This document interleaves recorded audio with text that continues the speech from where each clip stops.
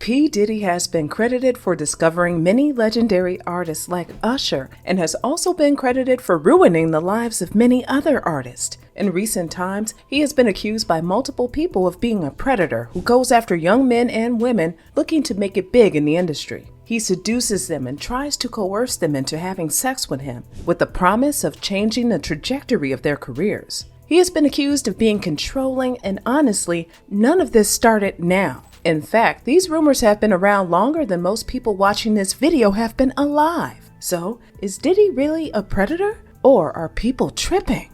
Sean John Combs was born on November 4, 1969 in the Harlem neighborhood of New York City. His father was shot for being involved with a drug lord when Sean Combs was 2 years old, and now the music exec grew up with his mother. Although she was a single mother, Sean's mother took on multiple jobs to ensure her children had the best life and went to the best schools. Sean got his nickname Puffy because when he was young, he used to huff and puff when he got angry. Based on recent allegations, he never grew out of the huffing and puffing and seems to have migrated to doing more dangerous things. As a young boy, Puffy grew up in a Roman Catholic church and worked as an altar boy, but now seems to have deviated from the teachings. He graduated from an all-boys Catholic school and got into college for a business major, but dropped out after his second year. While he was still in college in 1990, Diddy interned at Uptown Records. He was known for hosting wild college parties, which attracted hundreds and thousands of people. He was good with his charisma. When he organized an AIDS fundraiser, he attracted a large crowd, which attracted so many people, resulting in a stampede and the death of 9 people. While working at Uptown, he helped develop the talent of Mary J. Blige and Jodeci. However, he was fired in 1993,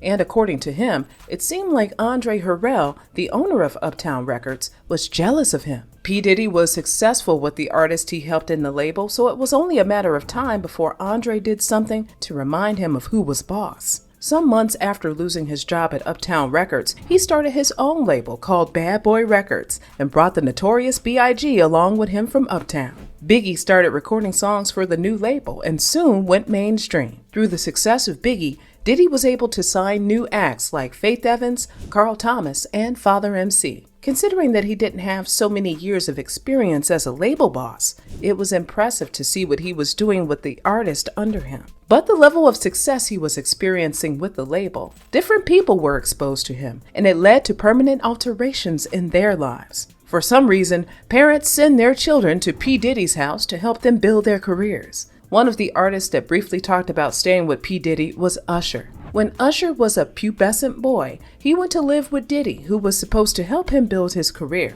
Diddy helped him build his career all right, but he also exposed him to drugs and hookers at a young age. Usher claimed that Diddy organized wild parties and always ensured Usher was there. His need to show an underage boy that kind of life did not end there, as years later, Diddy would be accused of bringing underage girls to his house for parties. Most of the early allegations against Diddy started after Tupac's death, when people accused him of being involved. It was bad because the man who claimed to be behind the shooting kept insisting that Diddy asked him to kill Tupac and Suge Knight, and refused to keep his end of the deal because Suge didn't die. But Diddy kept getting off the hook until 2023 when Cassie Ventura, his girlfriend from back in the day, filed a lawsuit against him. Cassie Ventura was a young 19-year-old girl when she first came in contact with P. Diddy, who heard one of her songs at the club. He showed interest in helping her build a career, and considering how successful his other artists were, it was not hard for Cassie to decide to join his label. If only she knew what lay ahead of her, she probably would have taken a step back. Anyway, she joined the label, and that's when things started changing for her. Shortly after joining the label in 2006, Cassie released her first studio album, and she debuted at number 4 on the Billboard US Hot 100. She went on press tours to promote the album, but since she had anxiety, her stage performances weren't so great. People definitely made fun of her because of it, and Diddy saw it as an opportunity to infantilize and rehabilitate Cassie. He told MTV News that he thought it was cute how shy Cassie was, as it really made him appreciate her. He said fame was new to Cassie, and she didn't know how to navigate it, which was true. Now, anyone would have heard that statement and assumed that Diddy was a father figure in Cassie's life, but that was just the first step in his grand plan. When a predator wants to get to you, they trivialize your fears and pretend to understand how you feel so you can be more comfortable around them. which was exactly what Diddy wanted. When Cassie saw that Diddy genuinely cared for her and was willing to accept her for who she was, she started letting her guard down. A year after Cassie joined the label, Diddy started to make himself a constant figure in her life, using everybody around the young woman to deceive her. In November 2006, he asked Cassie to perform his song Come to Me with him for the MTV Europe Music Awards.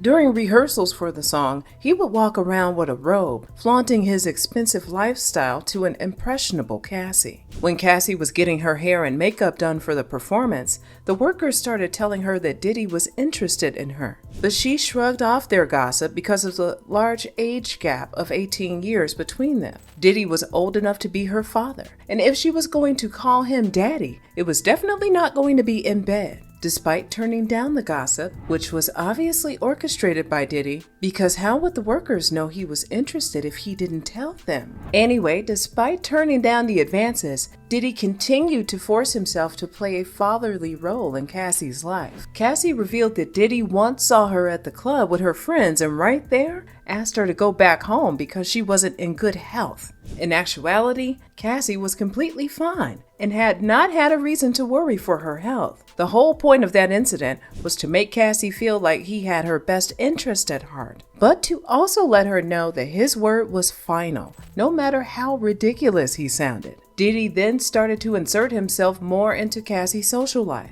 At her 21st birthday party, he forcibly invited himself and came along with big music execs, which was a way to flaunt his power. He then forced her into a bathroom at the suite and forcibly kissed her. She ran out of the bathroom and told her best friend what had happened, but was too scared to tell anyone else. A day after the birthday incident, Cassie attended the Video Music Awards with her boyfriend at the time, and Diddy got angry. He didn't want Cassie to be with anyone else but him, but hid it under the guise of the invite being only for one person. Diddy soon started to lure Cassie into a relationship with him in 2007. On a particular night in September 2007, Diddy forced Cassie to go out with him, and when he came to pick her up, he was high. When she got into the car, he coerced her into taking ecstasy, then proceeded to drive at really high speed. Cassie was scared for her life, but was too scared to complain because she was afraid of suffering repercussions on her record deal. By early fall of 2007, Diddy finally succeeded in having Cassie in his bed. He made a fake flyer about a fake event,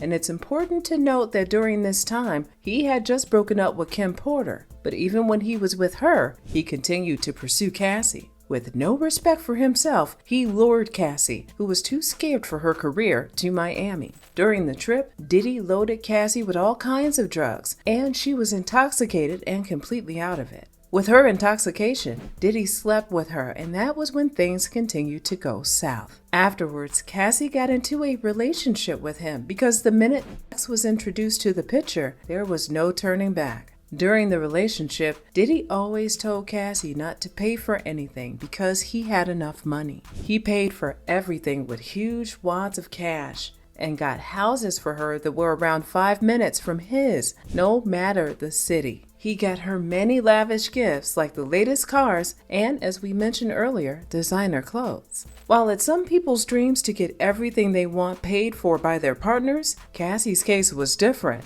She had everything paid for, but it meant Diddy only had more power over her life. He could take everything back in a split second, and she wouldn't be able to do anything about it. Diddy soon started making Cassie buy painkillers for him in her name, and always had opiates on the table as if it was candy. The bad boy record boss took further control of Cassie's life by ensuring her medical records were sent directly to his email. He also expressed his perversion towards Cassie by forcing her to call him Pop Pop, the same way she referred to her grandfather. Their relationship slowly moved from two people doing drugs and going to celebrity parties together to something more violent. Cassie recalls one day in particular when she was getting high with Diddy. One of his associates rushed in and claimed that he had spotted Suge Knight somewhere, and instantly, Diddy started packing up his guns and rushed down to the location. It was traumatizing for Cassie, who didn't know what was about to happen, and she broke down in tears.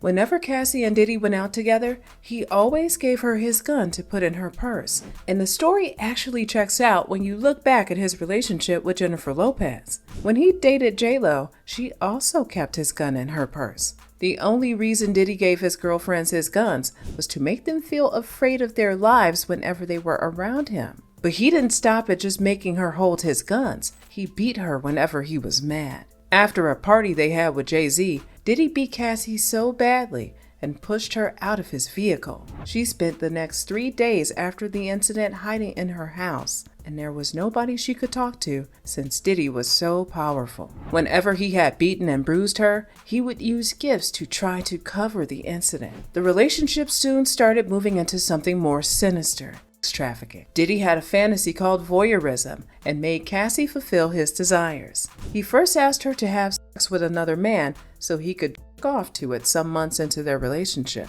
He invited the man, who covered his face with a mask and made them take drugs. He then directed them on what acts to perform while he watched and masturbated. If his fantasy was something that Cassie had no problem with, no one would care. But his kink meant that Cassie had to deal with random men just so she wouldn't lose her record deal, and so Diddy could enjoy his perverted ways.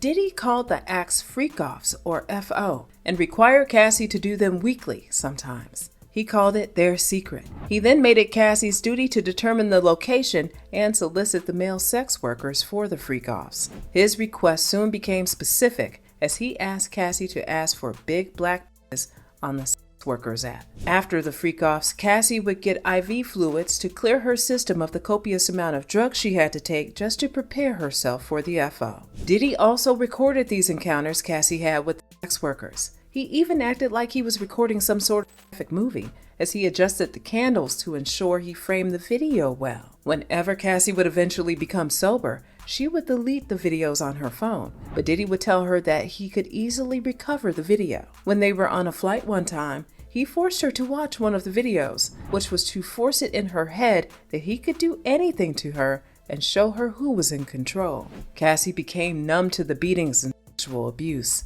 Diddy threatened to ruin her life and career if she ever left him, and knowing the kind of connections he had in high places, she was too scared to run away. Everybody around Cassie and Diddy at the time knew of the abuse, but they never did anything. In fact, whenever she ran away, they would convince her to come back. She first tried to escape in 2011 and got involved with Kid Cudi. When she got back together with Diddy, he found calls and emails that Kid Cudi had exchanged with Cassie. In anger, he attempted to stab Cassie with a corkscrew, and she managed to escape. Cassie ran off to Kid Cudi's house, and some of Diddy's staff came to convince her that Diddy wasn't that mad and they just needed to talk. When she went back, he beat her, and she had to run to her mother in Connecticut, who took pictures of the singer's bruised body. During Paris Fashion Week that year, he threatened to blow up Kid Cudi's house when he was home with his friends. And that same day, Kid Cudi's car blew up, which was a sign to Cassie that she couldn't afford to leave Diddy. In 2015, Cassie ran away to her friend's house after Diddy nearly killed her at a hotel. She was then tracked down by James Cruz, the president of Bad Boy Management, that if she didn't answer Diddy's calls, her single would not be released. A woman who worked at Sony Records also called to give her the same threats. It seemed like that was the way her career would end if she left Diddy, who obviously wanted to hide things, not necessarily because he cared about her. Finally, in September 2018, she met up with Diddy at an Italian restaurant to completely end their relationship. They went to her house afterwards, and he forced himself into the house and raped her. It was at that point she let go of the houses and cars he paid for and got into contracts to leave Bad Boy Entertainment. Cassie was able to escape, but Diddy's abuse had a long-term impact on her mental health and sanity. Cassie's story is scary to completely get into, and the fact that she was bold enough to sue Diddy made other victims step forward. One other victim that hit Diddy with a lawsuit was the producer Lil Rod. According to Lil Rod's lawsuit,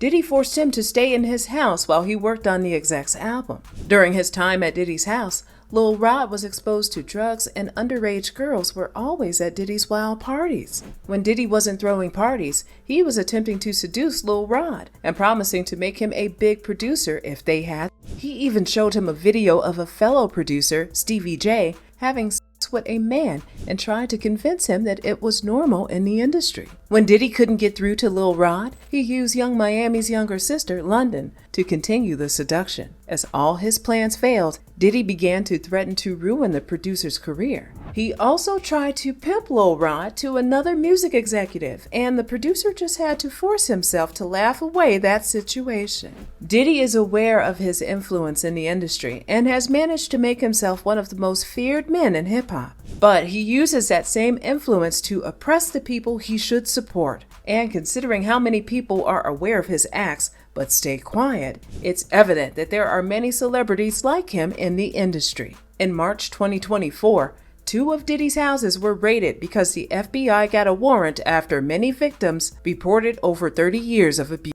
He has been accused of trafficking, and based on Cassie and Lil Rod's lawsuits, the case may be solved soon. Diddy has a perverted lifestyle and has used his fantasies to ruin many people's lives. He may pay settlements to his victims, but it won't take away the fact that they suffered emotional damage.